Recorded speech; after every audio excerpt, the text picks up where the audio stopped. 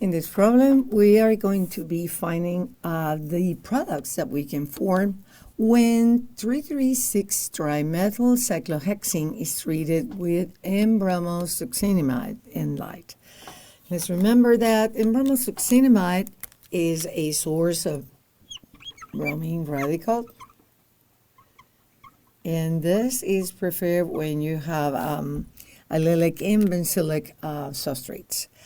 The other thing is that we use it for, in those cases, is that because when you have an allylic or a benzylic, you could have, since you have a double bond, if you use bromine in, let's say, heat or light, you could also have the dibrominated product. So it's a side product that you don't want. If you want to make the radical reaction, let's draw one of those.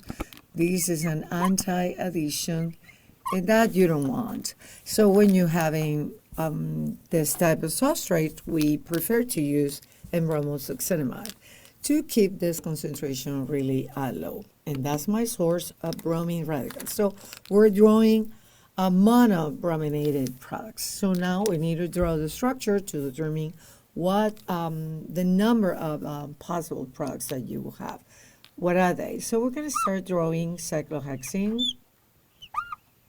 Cyclohexene, and let's remember that when you have a cyclic alkene like that, whenever you do that, you need to assign the numbers 1, 2 to the 2 carbons in the double bond.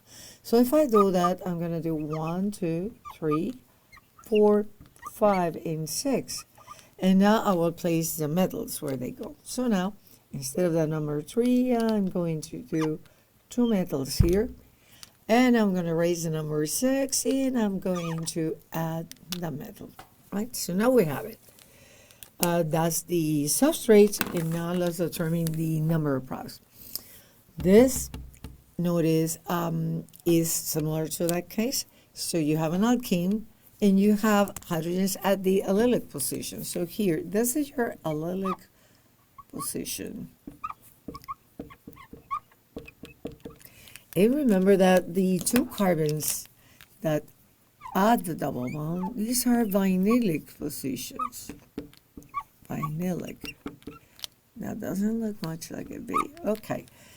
So now, this reagent is specifically used for allylic and benzylic bromination. What are those positions here? So 1 carbon away from the double bond. Here's your double bond. If you look at carbon 3, which is the number I erased, okay, carbon 3 has 2 metals, so there is no hydrogen there, no possible product at that position, because the first step in the first propagation step involves a hydrogen extraction. We don't have a hydrogen there. However, we do have a hydrogen in the position 6, so that is one major product is going to come from the substitution here. So I'm going to replace that by a bromine. So without stereochemistry, that is the structure. Now, is that a chiral center or no? Have we created a chiral center? So if you analyze this carbon here, you have a bromine, a metal, and traveling in this direction, you have this double bond, and here you don't. So 4 different substituents. This is a chiral center. This is not. We have 2 metals. So that's the only chiral center. That means that you will form this product, racemic, meaning that you can have both the R and the S configuration at that carbon. Okay, are there any other products that we can form? So that is mostly, again, that's very specific for that. You could think of other products, but in the case of chlorination, yes. If you had this with chlorine, and say like that would be different. Here again, bromine being less reactive than chlorine forms almost one product almost all the time, because the reactivity of tertiary radicals is so much higher than the tertiary. Well, not really. Bromine is more selective. In being more selective, it will pick the more stable radical here. So now, in the case of chlorination, we will have multiple products But still you're going to form this one here at the allylic position, nothing here. And you have other possible products.